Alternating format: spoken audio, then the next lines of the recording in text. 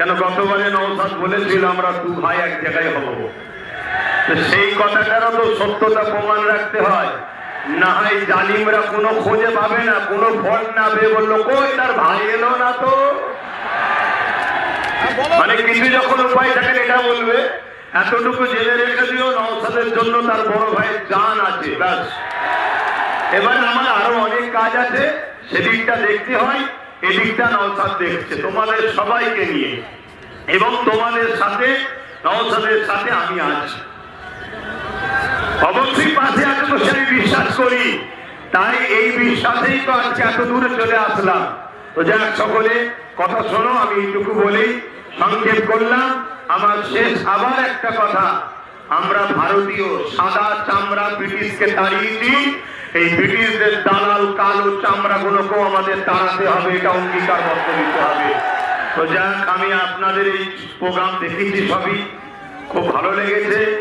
আপনারা এইভাবে এগিয়ে যান, আমার সর্বদিক দিয়ে সহযোগিতা দোয়া আপনাদের সাথে ছিল, আছে, থাকবে। আমরা ভারতীয়, ভিক্ষা নয়, অধিকার চাই। আমরা ভারতীয়, কোন সংবিধান যারা কোন দাদা দিদির কথা মানি না।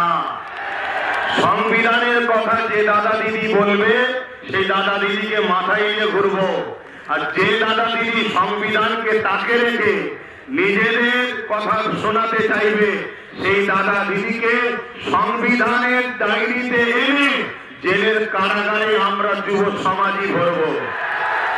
এই অঙ্গীকার নিয়ে আজকে আপনারা তো চলে গেছেন রাস্তায়, সব দেখছি চতুর্দিকে। কারণ আমি যদি আরেকটু আগে ঢুকতাম তাহলে তো আরো সমস্যা হয়ে যেত না। ব্যাস, কথা শেষ করছি। সুস্থ থাকেন, ভালো থাকেন। ভারতবর্ষ জিন্দাবাদ, ভারতবর্ষের সংবিধান জিন্দাবাদ।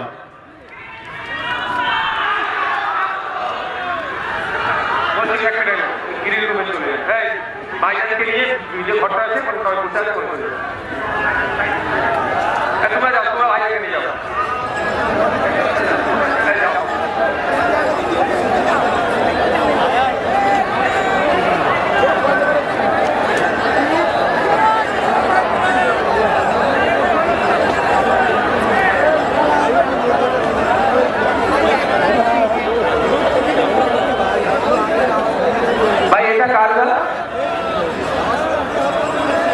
না, এটা তো আমাদের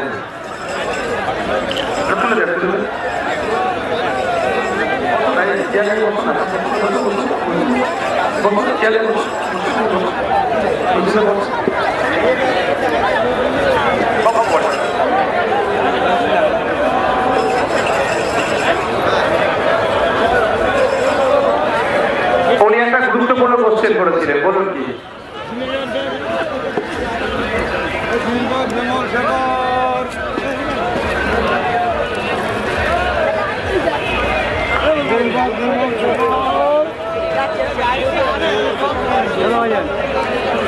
দেখুন